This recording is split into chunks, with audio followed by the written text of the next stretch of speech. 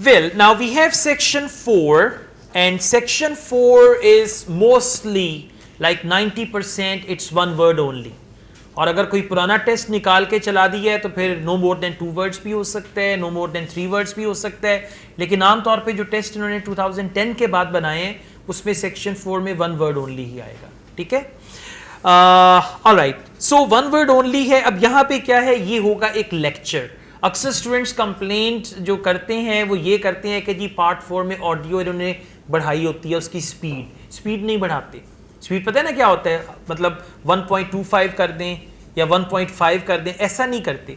होता क्या है, ऑडियो होती है फ्लुएंट, और पार्ट 4 में आपका डायलॉग नहीं होता, पार्ट 4 में आपका होता है लेक्चर। लेक्चर में एक बंदा बोल रहा होता है, उसने बोलते जाना है बोलते जाना है बोलते जाना है, तो वो अक्सर स्टूडेंट्स को लगता है कि उन्होंने स्पीड बढ़ाई हुई है। उसको मैं फास्ट नहीं बोलूंगा, उसको मैं बोलूंगा फ्लुएंट, कि फ्लुएंटली वो बात कर रहे हैं। लेकिन इसका ये मतलब हरगिज नहीं है कि आपको टाइम ही नहीं मिल रहा आंसर्स लिखने का। 2 आंसर्स के दरमियान ऑडियो गैप होता है, एक आंसर पहले आएगा, फिर उसके बाद ऑडियो चलेगी थोड़ी सी और कुछ पॉइंट्स और वो डिस्कस करेंगे, फिर अगला आंसर आएगा। ऐसा कभी नहीं होगा कि आप अभी एक आंसर ही लिख रहे हैं और जल्दी जल्दी से अगला आ गया, फिर तीसरा आ गया, फिर चौथा आ गया। आपका कोई स्पीड राइटिंग का कॉम्पिटिशन नहीं है आइल्स एग्जाम। सो मेरीन कहते हैं जी सी को, ओशन को। रीन्यूएबल कहेंगे जिसको रीन्यू किया जा सके, और एनर्जी जैसा कि इलेक्ट्रिसिटी एंड ऑल दैट। तो रीन्यूएबल एनर्जी जो है कि ऐसी एनर्जी का सोर्स जिसको आप बार बार यूज कर सकें, जैसे हमारे वाटर डैम्स हैं, इसका जो सोर्स है ये भी रीन्यूएबल एनर्जी है। फिर इसी तरह से आपने देखा होगा विंड टरबाइंस लगाएं, विंड टरबाइंस बिजली पैदा करने के लिए, so that is also renewable energy source. अगर आप जनरेटर चलाते हैं तो वो रीन्यूएबल नहीं है, उसमें हर दफ़ा आपने डीजल या पेट्रोल डालना है तो तब बिजली पैदा करेगा। आपकी जो सोलर प्लेट्स हैं they are also good source of renewable energy. तो जब आप आइल्ट्स की प्रैक्टिस करेंगे ना, ये चीज़ें इस तरह के टॉपिक्स आने हैं, मतलब आपने कोई 20-25 लिसनिंग के टेस्ट सॉल्व किए तो आपको ये चीज़ें ऑटोमेटिकली समझ आनी शुरू हो जाएंगी। ग्लोबल वार्मिंग, रीन्यूएबल एनर्जी, ये इनके बड़े हॉट टॉपिक्स हैं। अच्छा जी, अब क्या होगा कि इन्होंने क्या करना है, बजाय डैम बनाने के समुद्र की वेव्स जो हैं उससे बिजली पैदा करेंगे। चलाकी चेक करें, हाँ, समुद्र की वेव से ये लोग बिजली पैदा करेंगे। ये पूरा पैसेज जो हमारा ऑडियो है अभी, ये इसके बारे में होगा। अब जरा इमेजिन करें कि बड़े बड़े टरबाइंस सी में लगे हुए हैं, उससे बिजली पैदा हो रही है एंड ऑल दैट। ओके, अब देखिएगा इसकी चार हेडिंग्स हैं 5 पल के। इंट्रोडक्शन है, इसमें एक क्वेश्चन है। अब एक क्वेश्चन के बाद ऑडियो कंटिन्यू रहेगी। फिर आ गया वेव एनर्जी, यानी लेक्चर है ना ये, और लेक्चर में वो बताएगा now we talk about wave energy, यहां पे आ जाए। उसके बाद आगे क्या है, टाइडल एनर्जी। फिर वो बोलेगा another good source of energy is what we call tidal energy. यानी आपको ये नहीं होगा ब्लाइंडली आगे लेके जा रहे हैं। अब इन्होंने जो हेडिंग्स दी हैं, हेडिंग्स देने का मकसद ही ये है कि स्टूडेंट्स को पता हो कि ऑडियो कहां पे पहुंच गई है। वो अलग बात है कि आप हेडिंग्स को लिफ्ट ही ना कराएं हैं, मैं तो सिर्फ क्वेश्चंस ही पढ़ूंगा, फिर पता ही नहीं चलेगा आंसर कहां से आया कहां गया। टाइडल एनर्जी के बाद आपका देखें पूरा चलता जा रहा है एंड देन यू गॉट ये इसी में ये सारे। अच्छा, अब जरा एक चीज सुनिएगा, इन्होंने आपको 1 मिनट देना है और बोलना क्या है, you have some time to look at questions 31 to 40, right. अक्सर स्टूडेंट्स क्या करते हैं, सारी चीजें पढ़ना शुरू कर देते हैं, और जब वो पहुंचते हैं ना 34 पे तो फिर अनाउंसमेंट होती है, now listen and answer questions 31 to 40। तो वहां पे फिर थोड़ा प्रॉब्लम होता है कि क्या करना चाहिए। आपने 3 तरह की रीडिंग्स हैं हमारे पास। एक होती है स्किमिंग, एक होती है स्कैनिंग, एक होती है रीडिंग। रीडिंग का मतलब है गौर से पढ़ना, स्किमिंग का मतलब है ओवरलुक करना मेन आइडिया, और स्कैनिंग का मतलब है कोई खास वर्ड देखना। यहां पे आपने स्किमिंग और रीडिंग यूज करनी है। जहां पे क्वेश्चन है उसको रीड करें, जहां पे क्वेश्चन नहीं है उसको सिर्फ स्किम करके वर्ड अंडरलाइन कर दें, ताकि जब ऑडियो यहां पे पहुंचे तो मुझे पता चल जाए। अब जरा आइएगा क्वेश्चन नंबर 31 पे।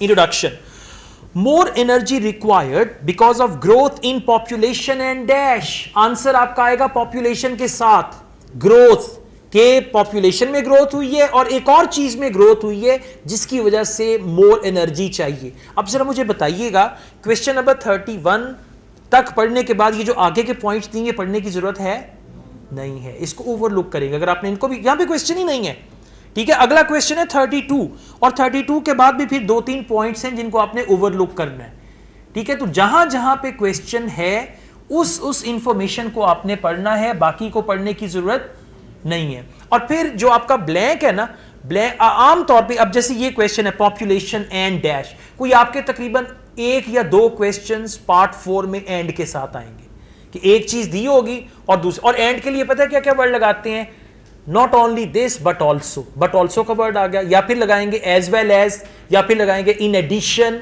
तो कोई भी ऐसा वर्ड, और आपका आंसर जो है या पॉपुलेशन से पहले बता देंगे, ठीक है, या पॉपुलेशन के बाद में बता देंगे, आएगा उसके साथ ही। और बात कर पता है क्या होता है, पॉपुलेशन को थोड़ा सा एलैबोरेट करेगा, आपको लगेगा अच्छा आंसर क्यों नहीं आ रहा, समझ क्यों नहीं आ रहा, कोई भी वर्ड फ्रस्ट्रेशन में आके लिख लेंगे, फिर वो बोलेगा एंड और along with this there is another reason, और उसके बाद अगली रीजन आ जाएगी, ठीक है।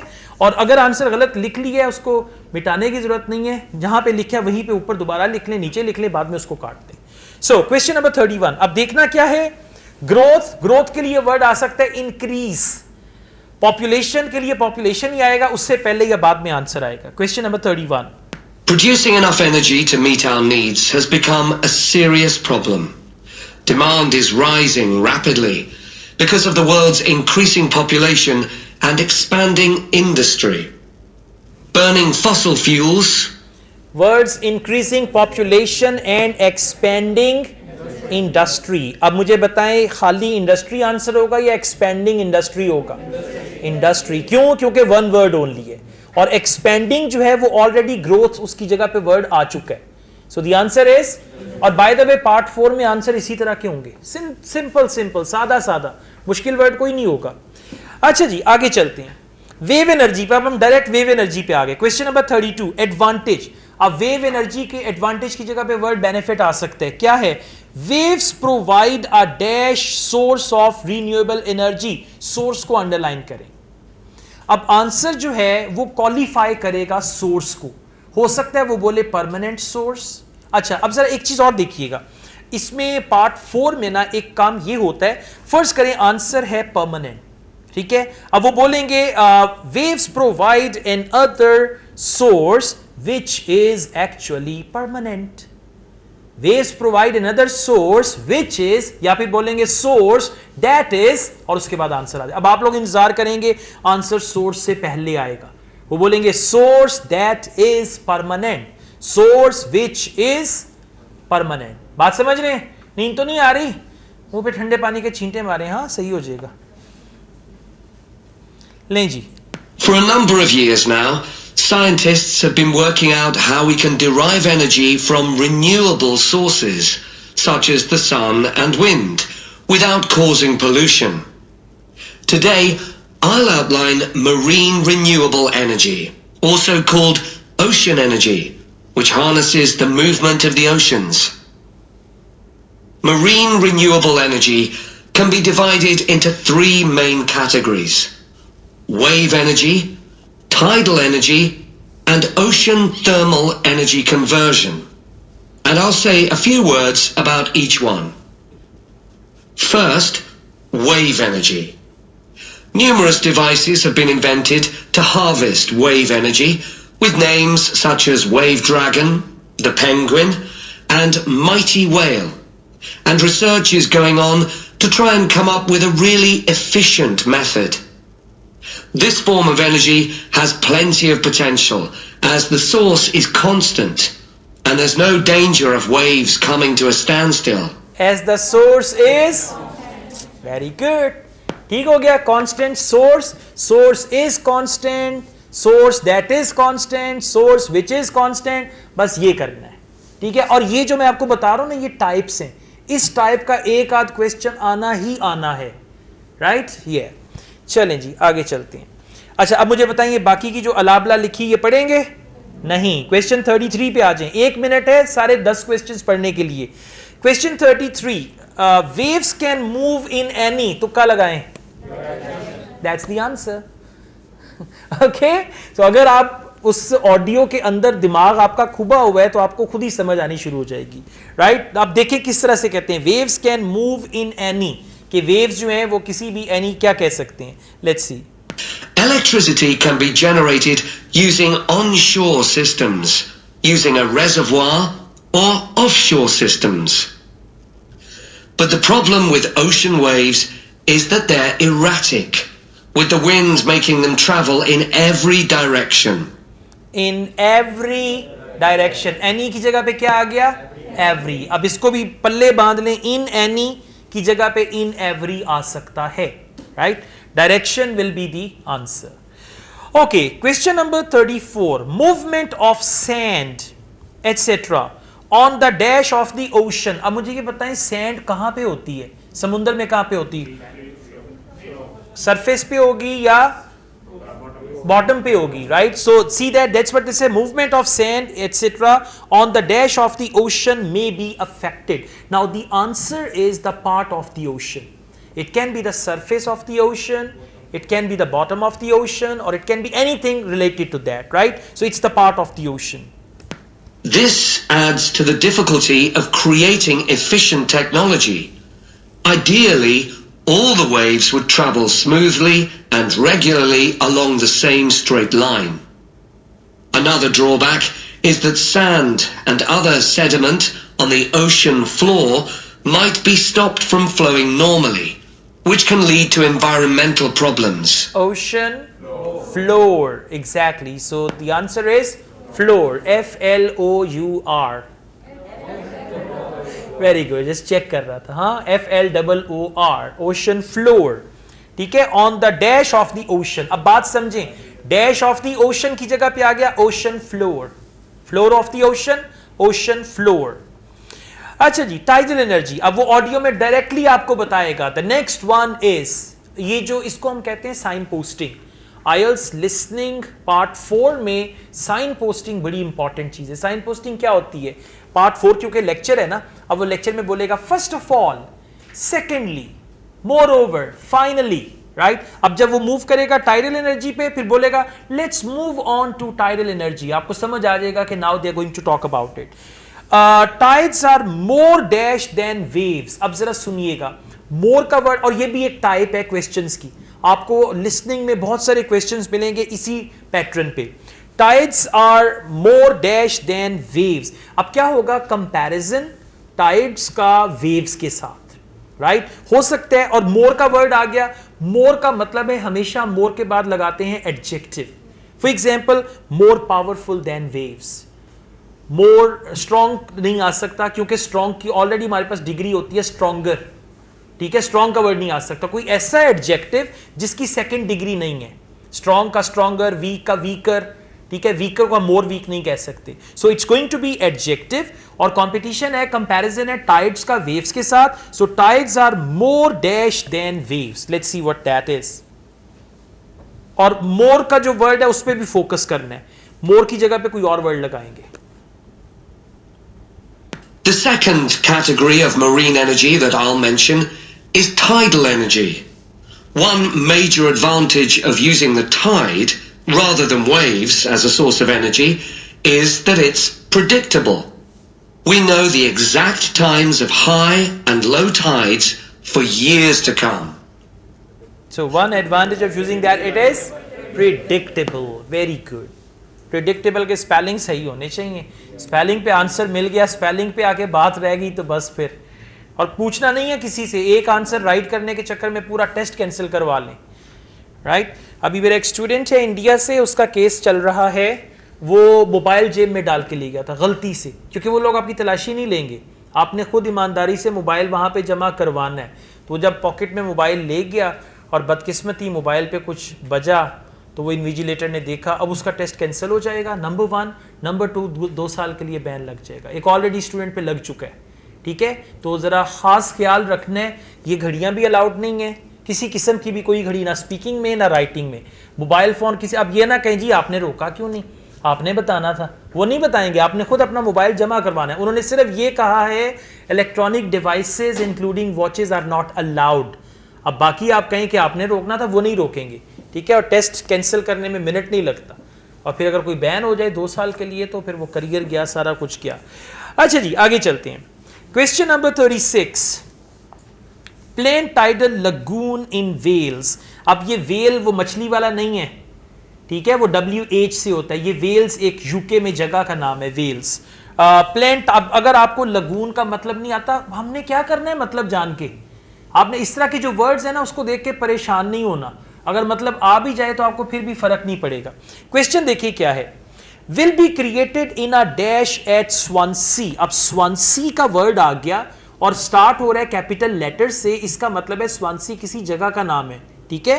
तो विल बी क्रिएटेड यानी जो लगून है जो भी वो है, will be created in a dash, एक जगह है और वो जगह कहां पे है, स्वानसी में। तो स्वानसी के अंदर एक और जगह जहां पे वो लगून या जो भी बता रहे हैं वो होगा, right. So the answer is going to be another place whatever that is. और क्योंकि हम बात कर रहे हैं समुंदर की, ओशन की, so it's going to be something which is related to that. For tidal energy to be effective, the difference between high and low tides needs to be at least 5 meters. And this occurs naturally in only about 40 places on Earth. But the right conditions can be created by constructing a tidal lagoon, an area of seawater separated from the sea. One current plan is to create a tidal lagoon on the coast of Wales. This will be an area of water within a bay at Swansea, sheltered by a U-shaped... Within a dash at Swansea. Bay. How do you spell that? B-A-Y. See, मैंने बताया words बड़े simple होंगे, बस पकड़ना है उनको. In a bay at Swansea. Bay. Okay अब अगले 2 पॉइंट्स को छोड़ें, सिर्फ उसमें एक एक वर्ड देख लें, टरबाइन का वर्ड अंडरलाइन कर लें ताकि समझ आ जाए कि ऑडियो यहां पे पहुंच गया। Question number 37, stored water is release through, कि जो पानी स्टोर कर लेते हैं उसको कहां से गुजारते हैं, जिस चीज में से पानी को गुजारते हैं, पाइप में से गुजारते हैं, किसी कैनाल में से गुजारते हैं, ड्रेनेज में से गुजारते हैं, that will be the answer. Stored water is release through. अब थ्रू का वर्ड इंपॉर्टेंट है, इसकी जगह पे हो सकता है बाय का वर्ड आ जाए, stored water is released by the pipes and all that, और उसके बाद है driving the turbines and all that. So आपने सिर्फ फोकस करना है कि जो stored water है वो कहां से निकालते हैं, किस चीज में से, that will be the answer. The breakwater will contain 16 hydro turbines, and as the tide rises, water rushes through the breakwater, activating the turbines, which turn a generator to produce electricity. Then, for 3 hours as the tide goes out, the water is held back within the breakwater, increasing the difference in water level until it's several meters higher within the lagoon than in the open sea. Then, in order to release the stored water, gates in the breakwater are opened. In order to release the stored water, dash are opened. Gates. G-A-T-E-S. बात समझ आई? लग रहा था कि शुरू में ही answer होगा पहले, वो पहले पिछले को एक्सप्लेन कर रहे थे। गेट्स आर ओपन, अब गेट्स आर ओपन का मतलब है stored water is release through gates. Gates are open to release the stored water. अच्छा जी, एडवांटेजेस में आ जाएं। क्वेश्चन नंबर 38, अब देखेंगे नॉट के साथ पहले आ गया नॉट डिपेंडेंट ऑन वेदर, उसके बाद है no dash is required to make it work. अब नो की जगह पे बोलेगा इट इज नॉट नेसेसरी, या फिर बोलेगा वी डोंट नीड और वी डोंट हैव टू और there is no need for. अब देखिए कौन सी चीज है, पहले तो हो गया not dependent on weather, so not dependent on weather का मतलब है it does not depend on the weather, right. Second क्या होगा, no dash is required. This system has quite a lot in its favor. Unlike solar and wind energy, it doesn't depend on the weather. The turbines are operated without the need for fuel, so it doesn't create any greenhouse gas emission. Without the need for fuel, तो not की जगह पे आ गया without, ये बड़ा एक आम सा है इनका, not की जगह पे without, right? So fuel is the answer. अच्छा जी, question number 39, likely to create a number of, इसको भी अंडरलाइन करें, ये आपको नंबर ऑफ का वर्ड कई जगह पे मिलेगा। ये अब समझ आ रहा है ना, एग्जामिनर के पास ना ज्यादा ऑप्शंस नहीं है बाय द वे, ये नंबर और वाला आपको नंबर ऑफ वाला कई टेस्ट में मिलेगा, नंबर ऑफ लिखा होगा। अब इसको आपने समझना है। एक चीज ये कि जब भी नंबर ऑफ का वर्ड आए आंसर प्लूरल होगा, पहली बात। नंबर 2, ये नंबर ऑफ की जगह पे ऑडियो में वो वर्ड यूज कर सकता है थाउजेंड्स ऑफ, या नंबर ऑफ की जगह पे डिपेंड करता है कि जिस चीज की बात कर रहे हैं, या थाउजेंड्स ऑफ, मिलियंस ऑफ, या कोई भी और नंबर। तो जो भी वो नंबर के बाद बोलेगा वो आपका आंसर हो जाएगा। ठीक हो गया, चलें स्टार्ट करते हैं। It's estimated that electricity generated in this way will be relatively cheap and that manufacturing the components would create more than 2,000 jobs, a big boost to the local economy. ठीक हो गया. नंबर ऑफ की जगह पे क्या बोला? More than 2000 और फौरन आगे आंसर क्या हो जाएगा? Jobs, JOBS. ठीक है. अब ये चीजें जो है इनको सीखना है, प्रैक्टिस करना है, फिर बात बनेगी. Alright, question number 40. May harm fish and birds, right? For example, by affecting dash and building up silt. अब ये जो पूरा तरीका है ये नुकसान दे सकता है फिश को और बर्ड्स को. ठीक है. फॉर एग्जाम्पल कैसे? By affecting dash and building up silt. अब दो चीजें हैं. बाय अफेक्टिंग डैश, कौन सी चीज है जिसपे इफेक्ट पड़ेगा, और सेकंड क्या है? Building up silt. अब जरा समझिएगा बात को. अफेक्टिंग के बाद आगे लिखा हुआ है बिल्डिंग. ये दोनों वर्ड्स अलग अलग हैं. तो सबसे पहले आप लोगों ने फोकस करना है अफेक्टिंग के साथ क्या आ रहा है, वो आपका आंसर होगा. और अफेक्टिंग की जगह पे आ सकता है इंपैक्ट, इंपैक्टिंग, या फिर वर्ड आ सकता है इन्फ्लुएंसिंग. कोई भी ऐसा वर्ड किस चीज को इन्फ्लुएंस करेगा, या फिर बोलेंगे have an effect on something. तो जो भी चीज इफेक्टिंग के बाद आएगी वो आपका आंसर होगा, और बाकी बिल्डिंग अप सिल्ट जो है वो सेपरेट है. On the other hand, there are fears that lagoons might harm both fish and birds, for example by disturbing migration patterns and causing a build-up of silt, affecting local ecosystems. Affecting की जगह पे क्या word आया? Disturbing. ठीक है. By disturbing migration. तो disturbing and affecting IELTS की language में ये क्या हो गए? सिनोनिम्स. मैं दोबारा प्ले कर रहा हूं. On the other hand, there are fears that lagoons might harm both fish and birds, for example by disturbing migration patterns and causing a build-up of silt. Okay? Disturbing migration patterns. अब patterns क्यों नहीं लिखा आपने? One word only है. Exactly. अब अगर migration नहीं लिखा, खाली पैटर्न लिखा, तो आंसर गलत हो जाएगा. ठीक है.